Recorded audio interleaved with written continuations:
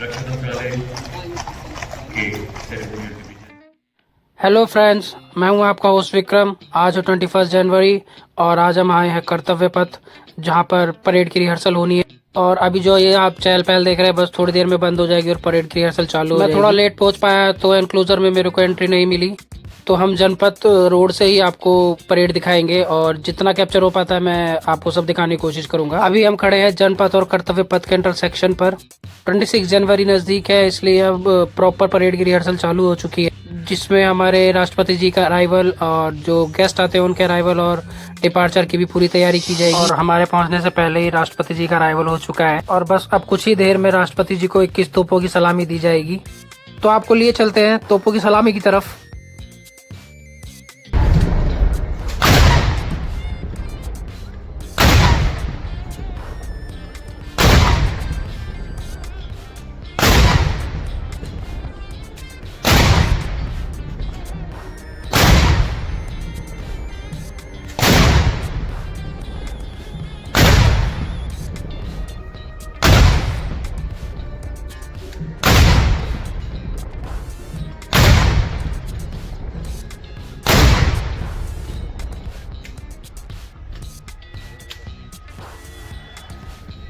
राष्ट्रपति जी को सलामी देने के बाद अब हम चलते हैं अपनी पोजीशन पर, जहाँ से हम परेड देखेंगे।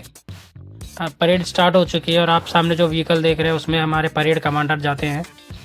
और अभी सामने व्हीकल है, इसमें हमारी परेड के वाइस कमांडर जाते हैं। अभी सिर्फ रिहर्सल है, इसलिए व्हीकल खाली है। सामने जा रहे व्हीकल में परमवीर चक्र अवार्डी राष्ट्रपति को सलामी देते हैं। एट प्रेजेंट 3 परमवीर चक्र अवार्डी अलाइव हैं, जिनमें योगेंद्र सिंह यादव, संजय कुमार और बाना सिंह जी हर साल परेड की शोभा बढ़ाते हैं। और उनके पीछे अशोक चक्र अवार्डी परेड की शोभा बढ़ाते हैं, जो कि पीस टाइम में दिए जाने वाला हाईएस्ट कैलेंड्री अवार्ड है। और अब आपके सामने 61st कैवलरी रेजिमेंट, जो अपनी तरह की लॉन्गेस्ट और फ्यूएस्ट रेजिमेंट में से एक है, जो कि ज़्यादातर सेरेमोनियल पर्पज के लिए यूज़ की जाती है। और ये रेजिमेंट हर साल हमारे देश के रिपब्लिक डे की परेड की शोभा बढ़ाती है। अब आगे जिस जिस चीज़ के बारे में मुझे पता है मैं आपको साथ के साथ उसके बारे में बताता जाऊंगा।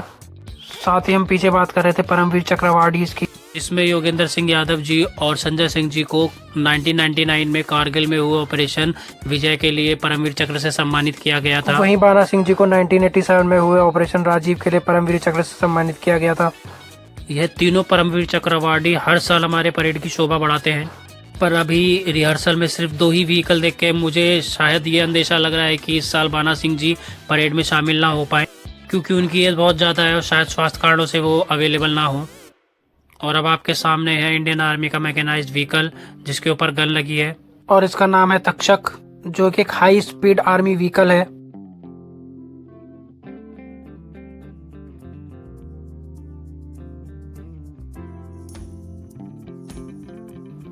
अब हमारे सामने है भीष्मा T-90 टैंक।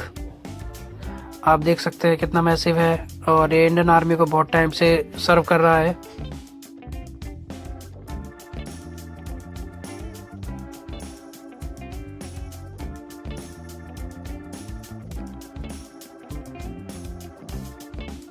अब हमारे सामने है इंडियन आर्मी का सारथ टैंक।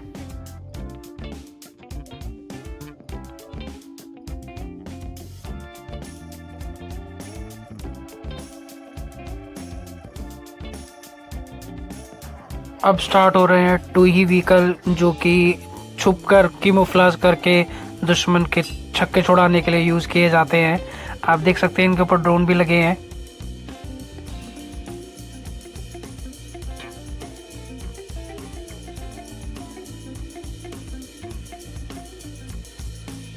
अब हमारे सामने से जा रहे हैं इलेक्ट्रॉनिक म्यूल, जो कि सामान कैरी करने और क्रूशियल एंड रिस्क की जगहों पर डिप्लॉय किए जाते हैं।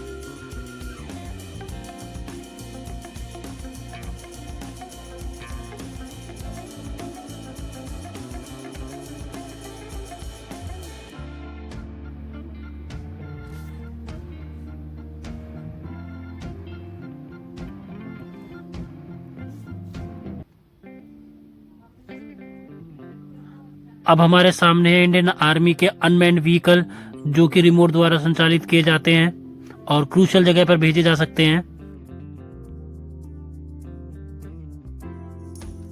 और अब पेश है ड्रोन्स की श्रृंखला। दो ड्रोन्स के नाम मैं जानता हूँ, हैरोप और हेरोन। मे बी वो इसमें लगे होंगे और इनको दिव्यास्त्र का नाम दिया गया है। रिहर्सल के दौरान भी सिक्योरिटी अरेंजमेंट पूरे चाक चौबंद है। आप देख सकते हैं पुलिस की मौजूदगी बहुत ज़्यादा है। प्रॉपर सब अपने काम में लगे हैं और आप देख सकते हैं सामने कनाइन अपनी ड्यूटी पर मुस्तैद। और अब हमारे सामने है अमोघ, जो कि एक टोड आर्टिलरी गन सिस्टम है जिसको ट्रक के द्वारा टो करके कहीं पर भी डिप्लॉय किया जा सकता है।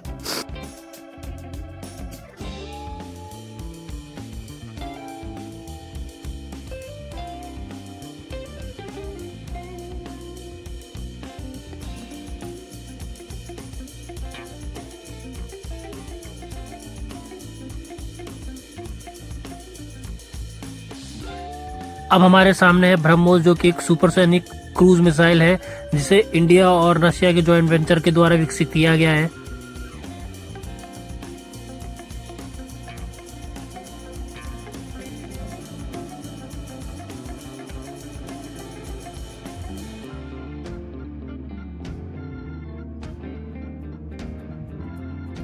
और अब हमारे सामने से निकल रहे हैं डबल हम्प बैक्टीरियन कैमल, जो कि इंडियन आर्मी के द्वारा यूज़ करे जाते हैं। उनके पीछे पोनीज, जो कि रसद को ले जाने के लिए यूज़ करी जाती है।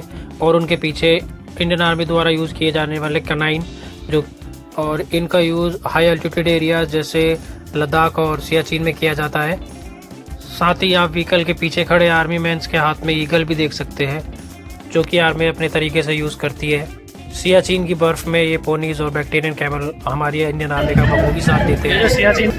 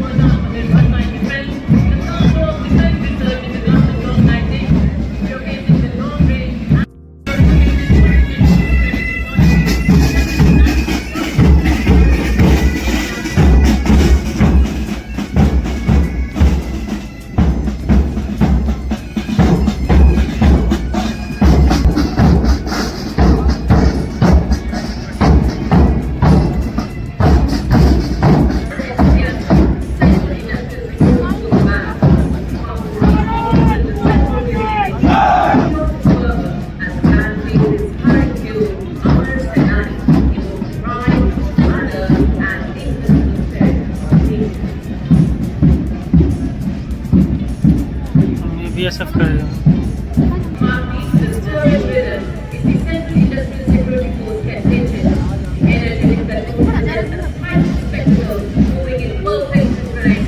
इनके तो कपड़े गंदे हैं ना, कल नए बना देंगे तो।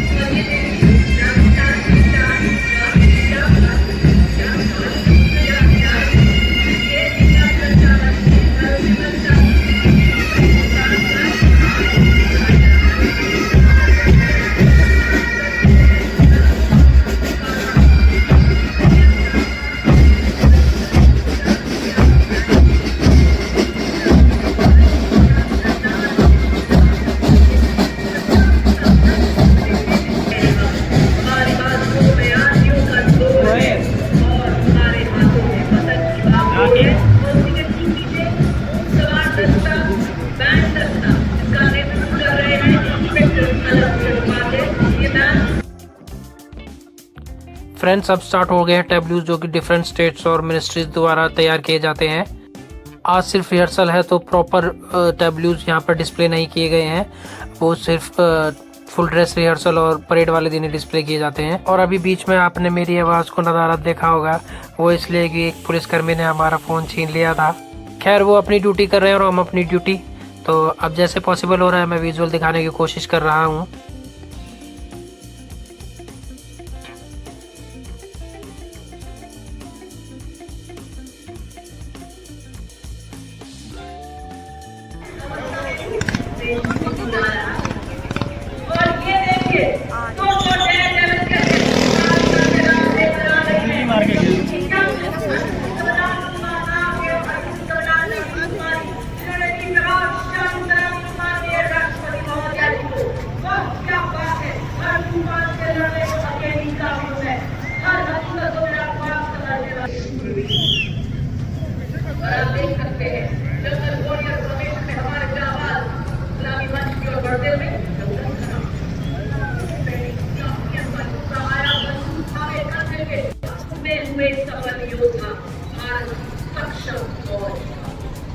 और आप देख सकते हैं बेताल संस्कार बिल्कुल की सियासी फॉर्मेशन में हमारे जवान हमें बताते हुए वैज्ञानिक तकनीक को कभी न छोड़े, स्वास्थ्य से बड़ा कोई शोभा न होए, आपको बनो मिशन में अटल खुशहाल हो जीवन बनो सब और एवं मानसिक स्वास्थ्य को बनाना हर हाल में अनिवार्य का संदेश देते हुए ये बता रहे हैं फिट रहेगा इंडिया, बढ़ेगा। वो आगे ऊपर जाके सीढ़ी पे चढ़ जाएगा।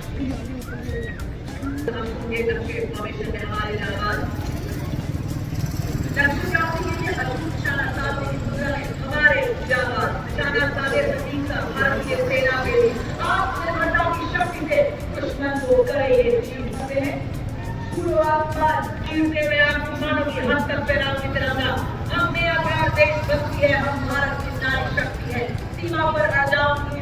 तिलक लगाऊंगी, तभी दिखाऊंगी, हर दीवार गिराऊंगी।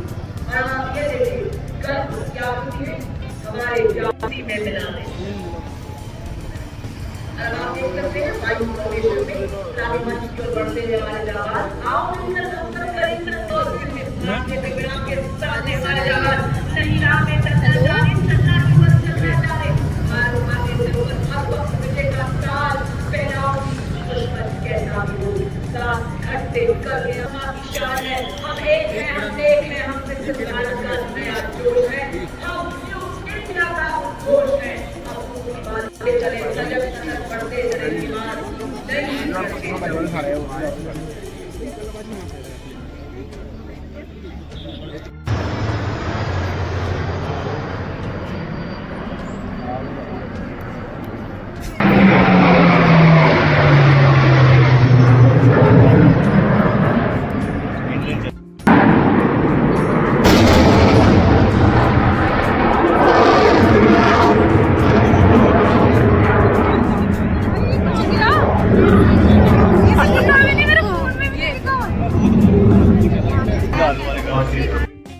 अब परेड रिहर्सल अपनी समाप्ति की ओर जा रही है और आप देख सकते हैं प्रेसिडेंट्स बॉडीगार्ड वापस जा रहे हैं सलामी मंच की तरफ। प्रेसिडेंट बॉडीगार्ड इंडियन आर्मी की सीनियर मोस्ट रेजिमेंट और ओल्डेस्ट रेजिमेंट भी है। इसमें शामिल जवान कुशल पैराट्रूपर होते हैं और प्रेसिडेंट बॉडीगार्ड के अंदर शामिल किए जाने वाले हर जवान की लंबाई 6 फीट से ज़्यादा ही होती है।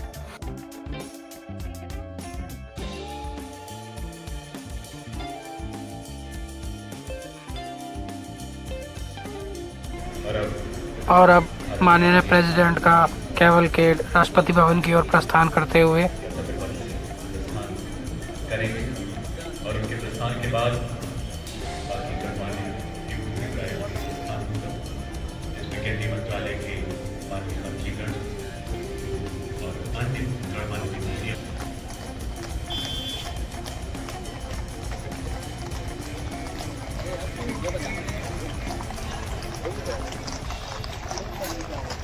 रक्षा मंत्रालय के सेरेमोनियल डिवीजन की तरफ से सचिव महोदय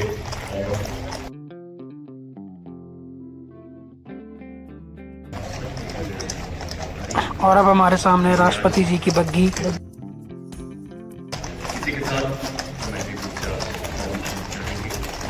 धन्यवाद।